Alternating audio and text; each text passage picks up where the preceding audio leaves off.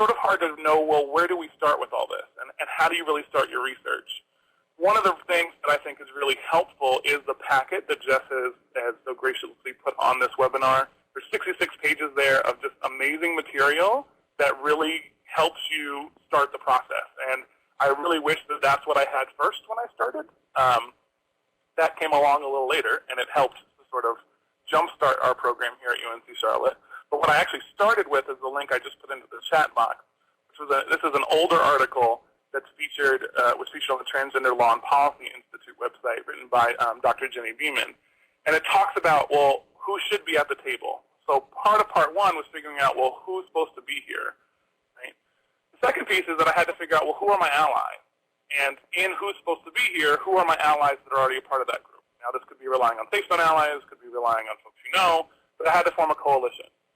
Third thing is I had to bring in the professionals, and I'll talk about why that is super important in a minute. Ultimately, my goal was to assess current campus policies and procedures and resources. What are we currently doing? And I think this is really important when we talk about best practices, that I did not go into this talking to faculty and staff that we were going to change policy. In fact, we explicitly said repeatedly that the goal was not to change policy. The goal was to list what current policies are available. This allowed me to get a starting point for where we currently were. It also allowed faculty and staff to simply state what the policy was. And they didn't have to change anything. And it took the pressure off of them to be right, because it also allowed them to grow. Because all I was asking for was, what are we doing now? Because you have to have an answer now. The problem is that, as Jessica kept saying, no one's doing this well, and no one is doing this all over their campus. So for a lot of our departments, when they talk about, well, here's my current campus policy, they actually had no concept of what trans was, let alone what the policy was going to be. Second, the fifth piece here is to publicize the policy information. And we told them from the beginning that our goal was to create a website to allow students to have a one-stop shop for them to look at what was available on campus. How are they going to do this? And how are they going to navigate the campus community? I just posted our web address there. And this is a work in progress. Literally, I update this website every single day with new policy changes, with new links, with new resources. And it's really been helpful because it's actually had our students come out more publicly. And then, of course, the reason we update it every day is because we're continuing to assess the policies and the procedures that we have. And ultimately, I repeat and repeat these 6 steps again and again, and we're always looking at new research and new stuff that comes out. The best place I would say to start, if you haven't done this already, and I think some of your campuses have probably already completed this, is Campus Pride runs the Campus Climate Index. And the Campus Climate Index is a great way to sort of assess your overall campus environment as it relates to LGBTQ individuals. They ask questions about policies and procedures. They ask questions about your coverage of same-sex partner benefits, to do you have gender-neutral housing, to do you have an LGBTQ resource center. And the nice thing about it is that it's a third party, so Campus Pride runs it. It is a free resource, so you can fill it out. And it allows you to sort of get a gauge of, well, what are we currently doing? I think this is really helpful for campuses like mine that don't have an LGBT center. As I said before, it's just me. So I'm the person that is responsible for all of this, but how do I know what all of our policies and procedures are? Right? I'm a lowly assistant director.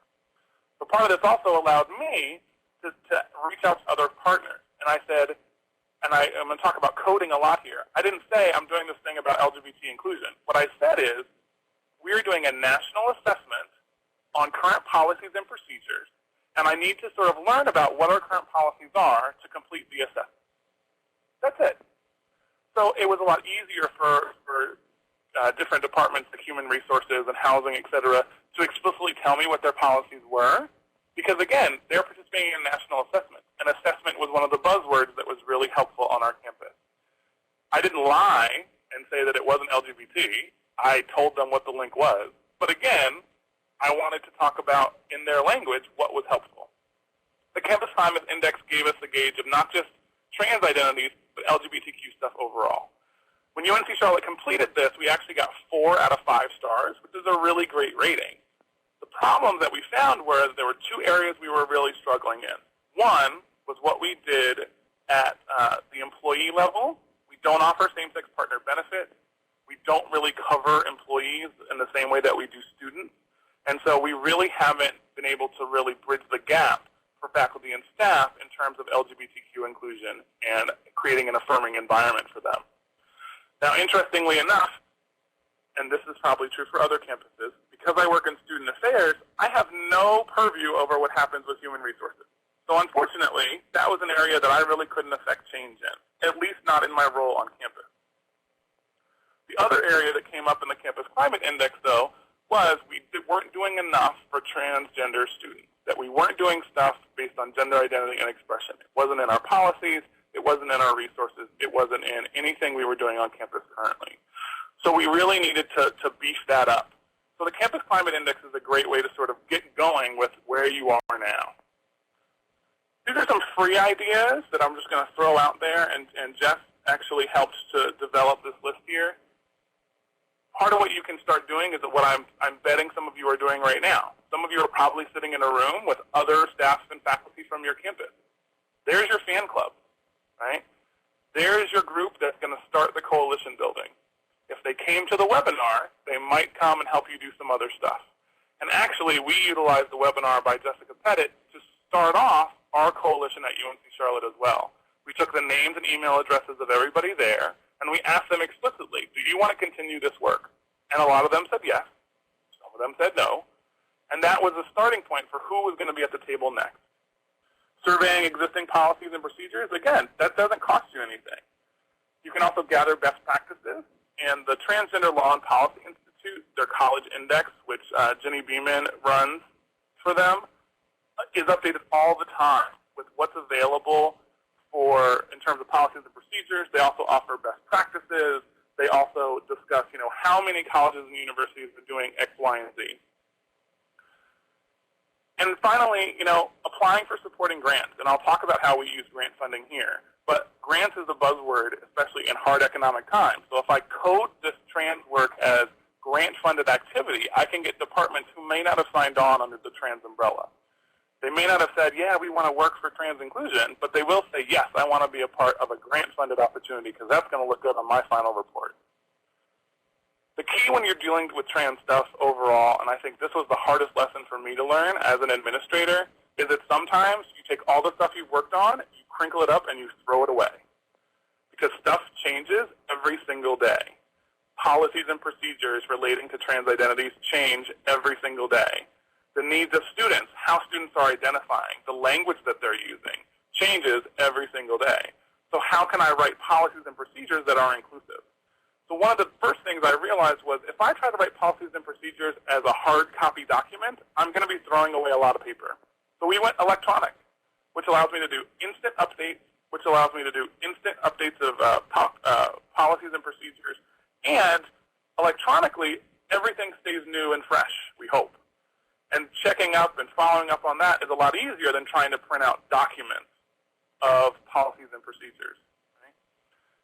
The other thing is to realize that you are going to feel like you're chasing your own tail. You are going to feel like you're going insane at times. I can be just blunt in this safe space with friends. There were times when I just thought, this isn't going to happen. There's no way they're going to go for this. There is absolutely no way athletics is going to let me do trans inclusion, or the registrar's office is going to let us do this meeting. It's just not going to happen. And sometimes it doesn't. And the key, though, I think, is to realize that eventually other folks are going to come around, that the more sort of coalition that you build, you start realizing that there's more people on your coalition than are not.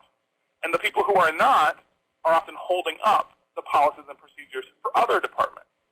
So for example, on our campus, Housing and Residence Life assigns people based on their banner system, which is fed into by admissions. So if admissions policy isn't set, then that means housing's policy can't be set. So I now have a reason and another advocate who can go ask admissions to say, what is your policy? It's not just me now, it's also Housing and Residence Life. And I would also add at this point that sometimes it became more important to have my colleagues ask questions than me. The LGBTQ person on campus is asking the questions. I have a vested interest in the answer. So sometimes I need a cisgender preferably, in all honesty, white, heterosexual guy who's an upper administrator who can go and ask the question. Because that person, and in all honesty, it's better if they're faculty, is going to be able to ask those questions, and no one's going to turn to them and say, well, you're just one of those little queer kids. So I think it's really important to utilize your resources and understand that you're fighting for the greater good. And at times, that means you have to sort of play into what other people are expecting, what other people will listen to, what other people like to hear from, etc.